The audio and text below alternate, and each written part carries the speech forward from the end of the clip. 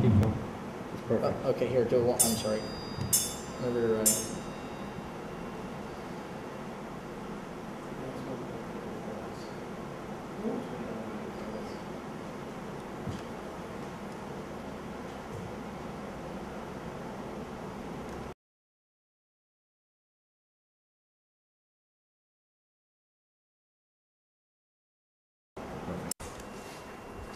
So where are we now? What room?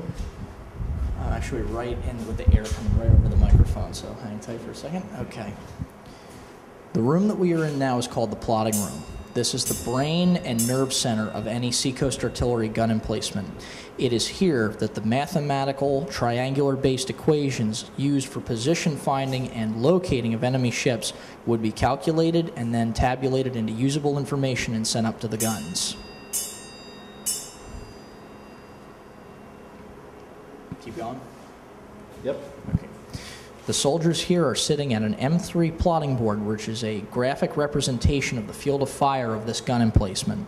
The two arms that are intersecting each other represent the lines of sight from spotting stations located miles up and down the coastlines here at Sandy Hook. The third arm represents the physical position of this gun emplacement that we are at now. By tracking the position of the ship every 15 seconds, as the ship's movement changes as it enters the harbor, these... I'm sorry. It's okay, pick it up, no worries.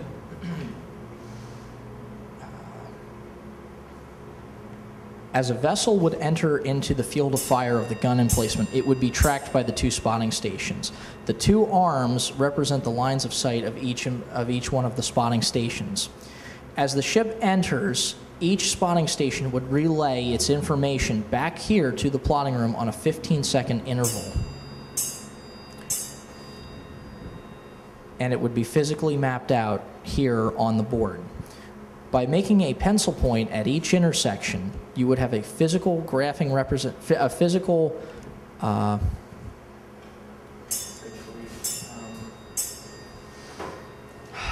all right, bear with me a minute, I'm sorry. It's okay, no worries, I can edit this up. I'm so used to doing this on the fly, it's just, now this is going to go on national TV, or perhaps, so, okay. As a ship would enter the harbor, the two spotting stations would immediately locate it and begin to track it. As the vessel's position changes, the spotters would call the information back here to the plotting room. As each 15-second time cycle passes, the information is relayed back here and physically mapped out on the plotting board by making a pencil point at the intersection of the two arms.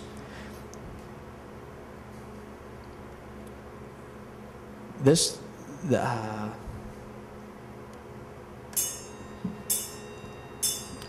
would normally occur for a little over a minute, giving a small line of dots representing where the ship had been when it started its entrance into the harbor and to where its predicted destiny. By mapping out the ship's course, the plotters here in the plotting room would be able to figure out the vessel's speed, its bearing, and most importantly, how much ground the vessel has covered since it was initially spotted and initially tracked. By obtaining this information here on the board, they can determine this vessel's speed and can obtain a predicted point as to where the vessel will be in an additional 60 seconds. The vessel cannot be fired upon directly, but must have a lead point or a set forward point.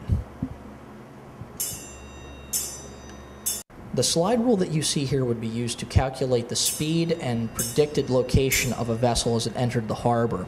For instance, if a vessel were to have traveled 300 yards during a 60-second time interval, the time of flight in seconds portion of the ruler would be moved to the 300-yard mark. From there, it is apparent that it will give the spotters here in the plotters here in the plotting room a predicted location of 600 yards from the initial point the vessel was originally tracked from. Because I got to throw something on top of it. Yeah. Guys, hang a left, keep on going. We'll go up, take a look at the guns. We'll take care of you in just a minute. Okay, and who's our next contestant? I feel so weird doing this. It's just like it comes so natural as a park ranger, but okay. Where that line? We step over here again. You want me to keep going? Because there's a little bit I got to Yeah, throw in. yeah. Okay. Once a vessel's predicted location was recognized, and the plotters here in the room had a physical look, when the vessel had been properly, once the vessel's speed and bearing had been corrected for and a plotted location had been placed here on the board, the other soldiers in the room would immediately begin to factor in several of the variables that would be. God, I'm so sorry. Okay, you can pick it up, we can edit it. Okay. Other soldiers? Once a vessel's position and bearing had been plotted here on the board and a predicted point obtained, the other soldiers here on the board would begin to factor in many of the other variables that would be needed for the fire control solution. These included, but were not limited to, the Coriolis effect of the Earth's rotation, as Earth, ship, and shell all move independently of one another. You must also factor in height of the tide, atmospheric pressure conditions at 1,000-foot intervals, individual shell weight, barrel erosion, powder temperature. Every one of these variables would, in some effect, alter or interact. Each one of these variables would, in some small way, impact where the projectile would come down in relation to the target, and therefore had to be factored into each fire control solution, which would be tabulated time and again every 15 seconds.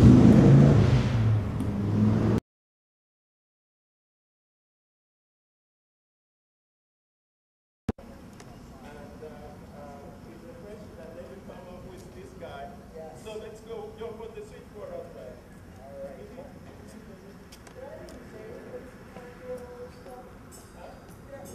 No, you didn't say what the way to start.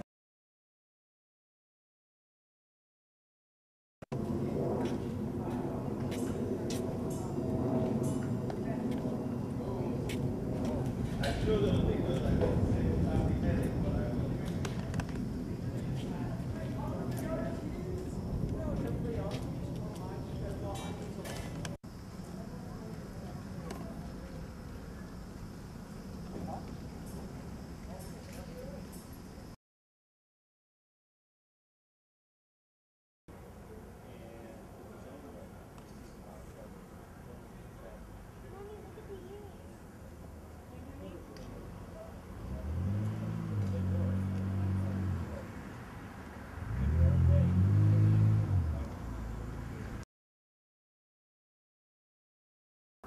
So you'd lose it. The other thing is the gun isn't bolted down.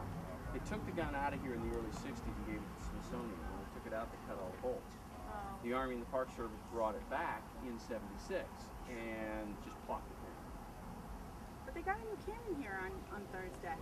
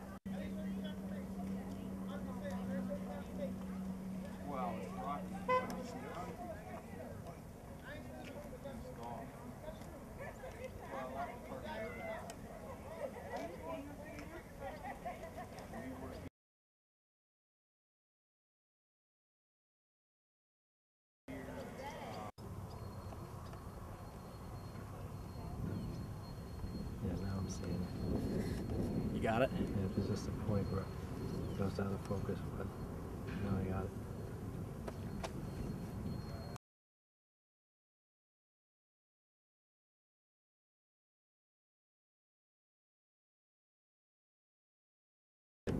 Ready? Yep.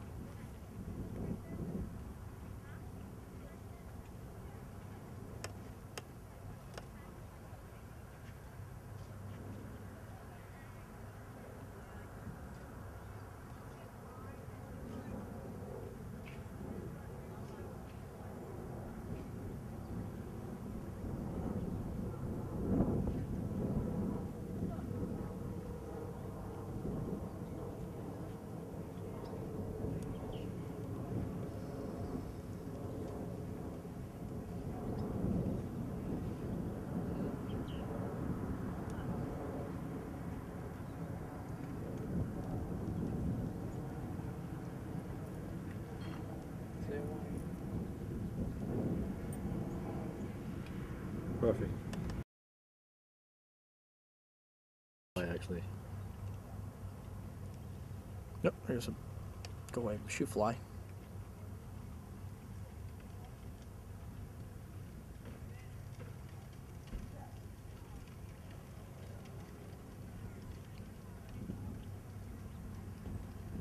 So that way you could put the bell over top of it when it stops. Nice.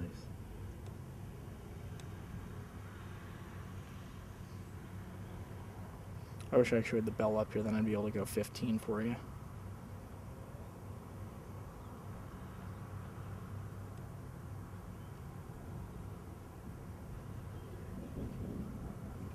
My filthy hands, sorry. Tackles.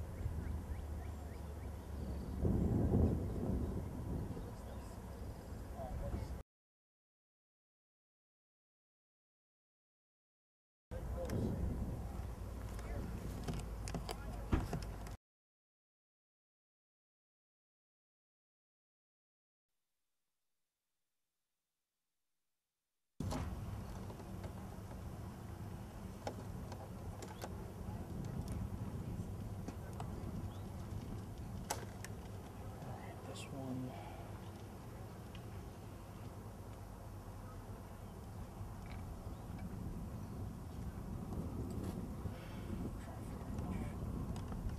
Deal rubber right here too.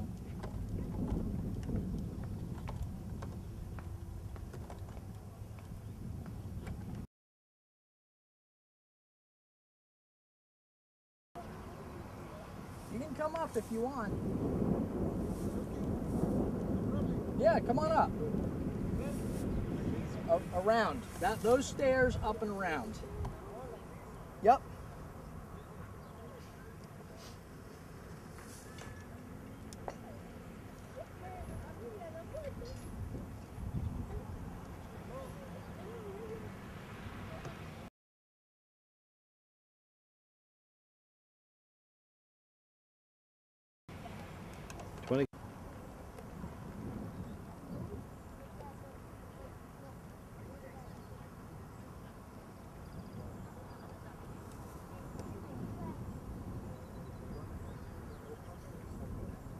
Come on over.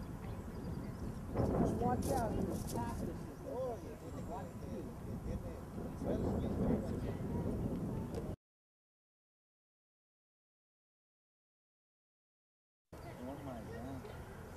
Sir, come on over here and take a look through this.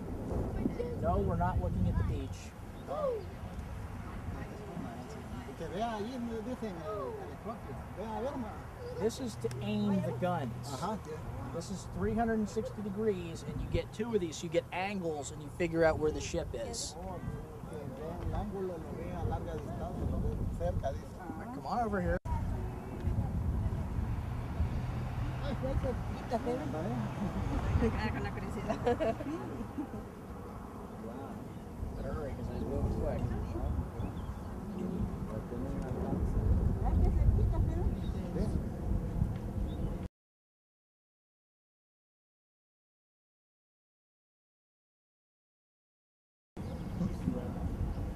De veras, hay que ver bien cerca. Mire usted ahora, mire bien cerquita, como que aquí nomás estuviera.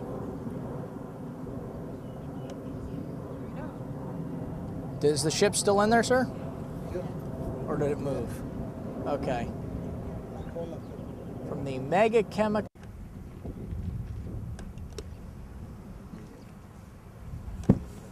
Like I said, it's a novel concept when people see this thing up here. So, whenever you're ready. All set. This is the M1910A1 azimuth telescope. This is used to track enemy vessels as they would come into a harbor.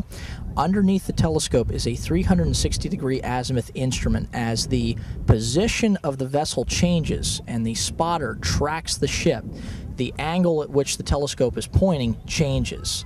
It is this angle that is relayed back to the plotting room to give an approximate fix on the vessel on the plotting board. Two spotting stations looking at the same vessel will give a triangle. Hang on, first of all, I'm getting hit in the head with the frickin' guide on again. It happens. Two spotting stations would be located a set distance apart from one another, usually 1/3 of the maximum range of the guns away from the Seacoast Artillery Battery. Check that. Two spotting stations would be located approximately 1/3 of the maximum range of the guns away from each other. For example, the M1900 6-inch rifles here at Battery Gunnison New Peck are capable of firing 9 miles. The rough distance between the two spotting stations for this battery was roughly the distance between the two base end stations for this battery was 3 miles. Having a set fixed distance between 2 points and then by obtaining 2 angles from each base end station would give the plotters inside the plotting room an approximate fix and location on the enemy vessel every 15 seconds.